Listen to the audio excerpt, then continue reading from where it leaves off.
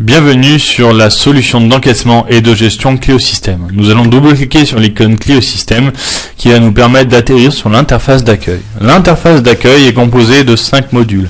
La partie caisse qui comprend tout ce qui est gestion de l'encaissement, les statistiques qui va vous permettre de faire vos statistiques journalières, mensuelles, annuelles, comparer plusieurs périodes, le paramétrage de la caisse, l'état du stock à un instant T et la relation client qui va vous permettre donc de gérer tout ce qui est système de fidélité, gestion réservation de table, les comptes clients, créditeurs, débiteurs et la gestion de la livraison. Nous allons commencer par la partie caisse. Nous atterrissons sur une fenêtre d'identification sur laquelle nous allons choisir l'utilisateur et nous allons appuyer sur le petit V de valider. Cette identification va permettre d'autoriser ou d'interdire l'accès à certaines fonctionnalités. L'interface d'accueil est composée de 10 sections en premier visuel. Sur chacun de ces sections, vous avez 50 articles. Chaque article est totalement configurable, c'est-à-dire vous pouvez changer la couleur de l'article, la taille, la police, le prix bien sûr, et vous avez un petit indicateur qui indique l'état du stock en temps réel. C'est-à-dire que là, par exemple, il nous reste 60 chèvres chaudes directement en cuisine. Nous allons procéder à présent à un encaissement en mode direct. C'est-à-dire que le client arrive, il veut par exemple un jus d'orange, un Ricard et un jus de banane. Il vous doit 17 € comme nous voyons ici. Il va vous donner un billet de 20 €, donc on rentre les 20. On appuie sur espèces. Le système vous indique automatiquement le rendu monnaie disponible. Vous avez la seconde façon de prendre une commande qui est le plan de salle sur lequel vous avez un état de votre restaurant. Là, comme nous voyons, vous avez plusieurs couleurs, c'est-à-dire que la table numéro 16 est restée 13 minutes dessus. La table numéro 1 attend son encaissement et c'est pour ça qu'elle est jaune. Et la table numéro 38, ça fait un certain temps qu'elle est dessus. Ça va vous permettre à un instant T de contrôler l'avancement de votre service à table. C'est-à-dire qu'en un clin d'œil, vous allez pouvoir savoir directement quelle table vient d'arriver, quelle table est en attente de règlement et quelle table vient de partir. Tout est personnalisable, la disposition des tables, les murs, la possibilité de dispatcher votre zone en intérieur, en une terrasse, un salon et ainsi de suite. Nous allons procéder donc à une ouverture de table. Nous allons prendre par exemple la table numéro 28 et nous allons saisir le nombre de personnes qui arrivent. Donc on va saisir 2. Donc vous avez 2 clients qui s'attablent, vous allez leur mettre un chèvre chaud, un aioli, à suivre éventuellement un plat, donc un filet de bœuf. Le système vous demande automatiquement les cuissons, les accompagnements et éventuellement les sauces. Un loup grillé, donc la même chose. Et à suivre enfin un dessert, donc un florentin, une forêt noire. Avec une possibilité de composer vos propres menus. Donc par exemple, l'une des 2 personnes veut un menu du jour qui va être composé d'un entrée, d'un plat, d'un dessert et d'une boisson. À partir du moment où je vais appuyer sur OK et que vous avez terminé la saisie de la commande, vous allez appuyer sur le bouton plan de salle, ce qui va indiquer au système que vous voulez fermer la table et envoyer tous les états des productions en cuisine, au bar et ainsi de suite. Nous allons appuyer sur le bouton plan de salle et nous allons retrouver notre table qui est la table numéro 28. Avec le temps passé dessus, le serveur qui s'en occupe et le montant global de la table. Avec un indicateur qui est la numéro 1 qui indique que la prochaine suite à envoyer en cuisine et la une. Donc vos clients ont terminé leurs entrées, ils veulent commander leur suite, donc le filet de bœuf et le loup grillé, vous allez appuyer sur demander la suite. Donc la suite part en cuisine et là on va retrouver notre plan de salle avec un numéro 2 qui indique que la prochaine suite à envoyer ce sont les desserts. Cette même table numéro 28 veut maintenant partir, donc vous allez lui indiquer son ticket de caisse. On va retrouver notre table, maintenant en jaune, qui indique tout simplement qu'elle est en attente de règlement. On va resélectionner la table, donc 2 façons de l'encaisser, ou le client veut payer tout simplement en espèces, chèque, carte bleue, ou vous allez effectuer un partage de notes, comme nous le voyons ici, donc on va appuyer sur partage de notes, et vous allez pouvoir dispatcher la note en différentes notes, c'est-à-dire que un chèvre chaud, un aioli, vous allez même pouvoir partager une bouteille par exemple de vin en plusieurs, encaisser un client, encaisser plus imprimer une note sans détail, diviser une note tout simplement en 4 ou en 5, ou transférer ou plusieurs produits sur une autre table, par exemple d'un intérieur vers une terrasse.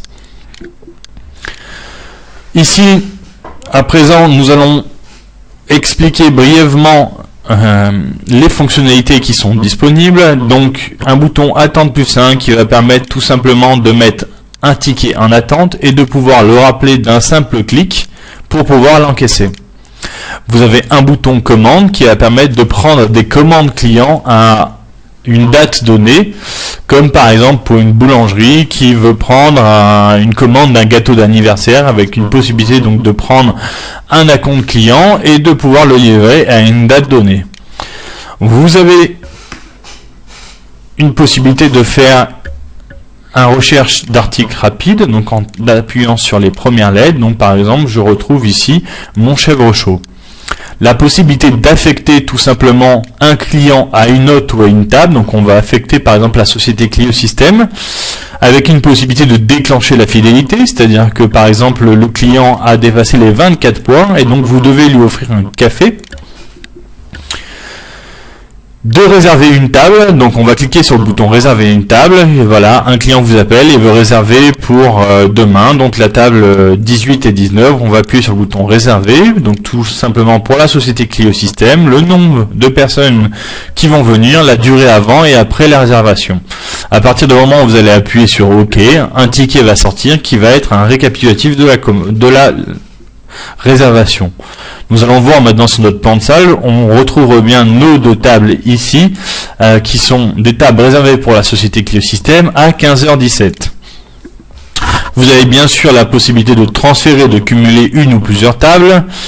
Nous avons la possibilité de gérer le mode emporté, d'annuler ou de modifier un ticket, d'offrir une ligne ou un ticket et de passer en perte ou en casse, par exemple une bouteille de coca qui vient d'arriver par un serveur et qui s'est cassée en route. La possibilité donc de gérer la livraison, vous allez voir comment. Le client vous appelle, vous prenez sa commande, vous appuyez sur le bouton livraison, vous sélectionnez le client, ou par recherche automatique, ou par carte client, ou même par numéro de téléphone. On avait appuyé sur le bouton OK. Et là, vous avez votre module livraison qui va vous indiquer tout simplement les livraisons à livrer, les livraisons en cours et les livraisons à encaisser, que vous allez pouvoir affecter à chaque livreur. Vous avez un système ici qui va vous permettre de faire de la géolocalisation, donc on sélectionne le client, on appuie sur afficher la carte, et vous allez avoir Google Maps qui s'affiche avec une possibilité de l'imprimer, et qui va vous demander l'itinéraire d'un point A vers un point B. Vous avez la possibilité aussi d'envoyer un SMS à ce client pour lui dire comme quoi sa livraison ou va avoir un peu de retard, ou vient de partir tout simplement. Vous avez un bouton message cuisine qui va vous permettre de rajouter un message paramétré directement en cuisine, c'est-à-dire que par exemple sa salade Christie's, il la veut sans thon et on appuie sur le bouton envoyer. Voilà, nous avons fini avec l'interface d'accueil. Nous allons maintenant passer aux fonctionnalités de l'interface d'encaissement. Donc on va appuyer sur le bouton fonction et je vais vous indiquer à quoi sert chaque fonctionnalité. Le niveau de serveur permet tout simplement de changer de niveau d'autorisation. Le niveau de prix permet de passer d'un niveau de prix matin à un niveau de prix soir, comme par exemple un happy hour et ainsi de suite.